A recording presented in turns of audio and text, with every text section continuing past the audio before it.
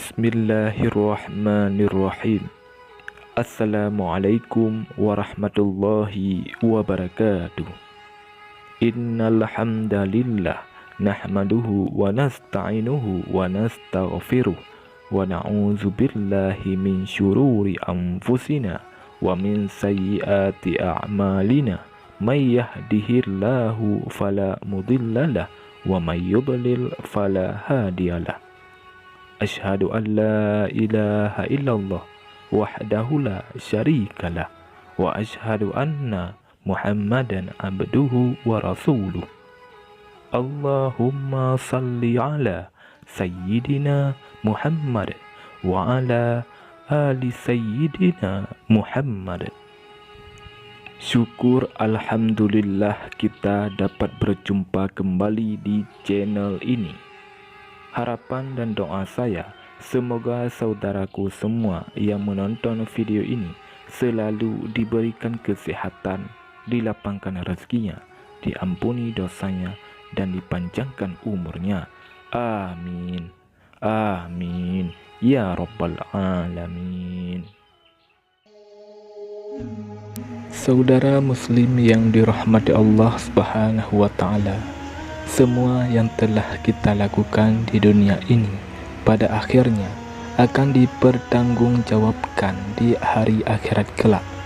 Namun, inilah sosok yang dikunjungi oleh Rasulullah SAW di neraka dan ditarik masuk ke surga.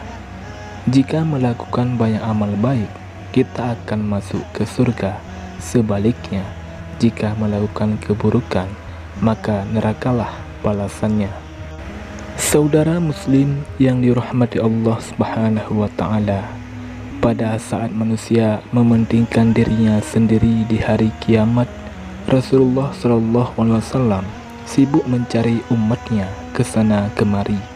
Beliau sibuk memohon kepada Allah Subhanahu wa Ta'ala untuk umatnya agar masuk ke dalam surga. Karena perhatiannya yang besar kepada umatnya, Rasulullah SAW menangguhkan doa-doanya sampai hari kiamat. Hal ini untuk membela dan menyelamatkan umat manusia. Hal ini sesuai dengan sabda Rasulullah SAW. Setiap nabi pasti memiliki doa mustajab, hanya saja mereka menyegerakan doa mereka di dunia. Namun, aku menunda doa itu demi menolong umatku pada hari kiamat. Insya Allah doa itu akan terwujud. Hadis riwayat Bukhari dan Muslim.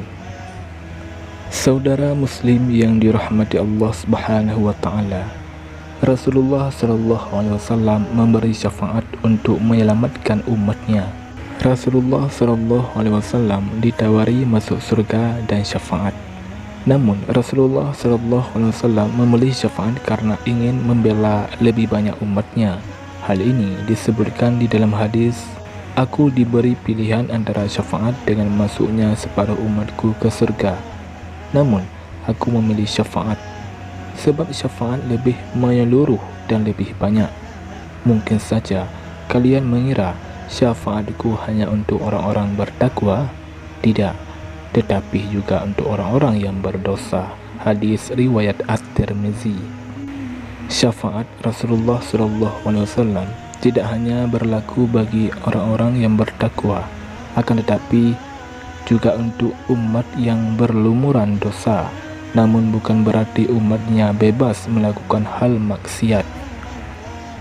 Saat hari kiamat, Rasulullah SAW selalu menanyakan keberadaan umatnya kepada malaikat Jibril. Jibril pun mengatakan bahwa umatnya adalah umat terakhir. Akhirnya datanglah umat Nabi Muhammad SAW sambil menangis serta memikul beban di belakang mereka. Umat tersebut datang sambil berseru, "Wahai Muhammad." Nabi Muhammad SAW bersabda, "Wahai umatku." Mereka berkumpul di sisinya sambil menangis. Rasulullah SAW pun bersujud sangat lama sehingga Allah Subhanahu wa Ta'ala menyuruh Rasulullah SAW untuk bangkit. Rasulullah Shallallahu Alaihi Wasallam meminta kepada Allah Subhanahu Wa Taala agar bisa memberikan minuman karena teriknya matahari. Lalu Allah Subhanahu Wa Taala pun mengabulkannya. Setelah itu Rasulullah Shallallahu Alaihi Wasallam bersujud kepada Allah Subhanahu Wa Taala agar umatnya diselamatkan dari sirat. Allah Subhanahu Wa Taala pun memerintahkan Rasulullah Shallallahu Alaihi Wasallam menunggu di ujung sirat. Umat yang banyak amal baiknya akan berhasil melaluinya, namun tidak sedikit yang terjatuh ke dalam neraka.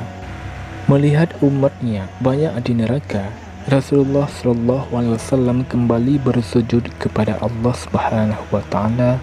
Rasulullah Shallallahu Alaihi Wasallam meminta untuk menyelamatkan umatnya yang di dalam hatinya ada iman sebesar biji kurma. Allah Subhanahu Wa Taala pun mengabulkan permintaan Rasulullah Shallallahu Alaihi Wasallam. Kemudian Rasulullah Shallallahu Alaihi Wasallam menuju ke neraka dan mencari umatnya yang memiliki iman sebiji kurma dan mempersilahkan mereka masuk ke surga. Itulah sosok yang dikunjungi oleh Rasulullah Shallallahu Alaihi Wasallam di neraka pertama kali. Lagi-lagi Rasulullah Shallallahu Alaihi Wasallam bersujud dan menangis, memohon kepada Allah Subhanahu Wa Taala untuk menyelamatkan umatnya dari neraka jika umatnya tersebut memiliki iman sebesar biji jagung. Allah Subhanahu Wa Taala pun mengabulkannya.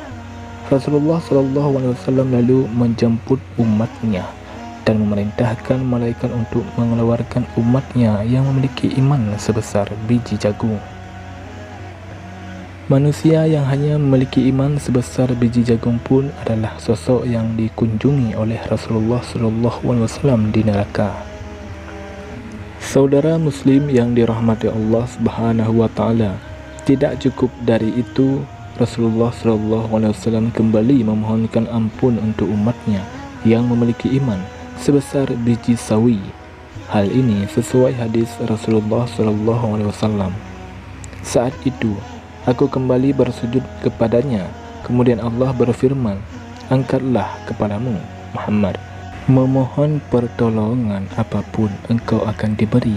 Aku pun mengangkat kepala lantas memohon, umatku, umatku, ya Rabb. Allah Subhanahu Wa Taala kembali berfirman, temuilah umatmu siapa saja yang engkau temukan di hatinya keimanan walau seberat biji sawi, maka masukkanlah ke dalam surga. Maka siapapun yang aku temukan di hatinya keimanan walau seberat biji sawi, aku masukkan ke dalam surga. Hadis riwayat Ahmad. Kemudian Rasulullah SAW kembali bersujud kepada Allah Subhanahu Wa Taala dan meminta menyelamatkan umatnya yang tidak punya amal kecuali hanya mengatakan kalimat La ilaha illallah, dan Allah Subhanahu Wa Taala pun mengizinkannya. Saudara Muslim yang dirahmati Allah Subhanahu Wa Taala, demikianlah sosok-sosok umat yang dikunjungi oleh Rasulullah SAW di neraka dan ditarik masuk ke dalam surga. Semoga kita semua menjadi sosok umat Nabi Muhammad SAW yang mempunyai iman di dalam dada dan selalu bertakwa kepada Allah Subhanahu Wa Taala sampai akhir hayat tiba. Amin ya rabbal alamin. Wallahu a'lam bissawab. Assalamualaikum warahmatullahi wabarakatuh.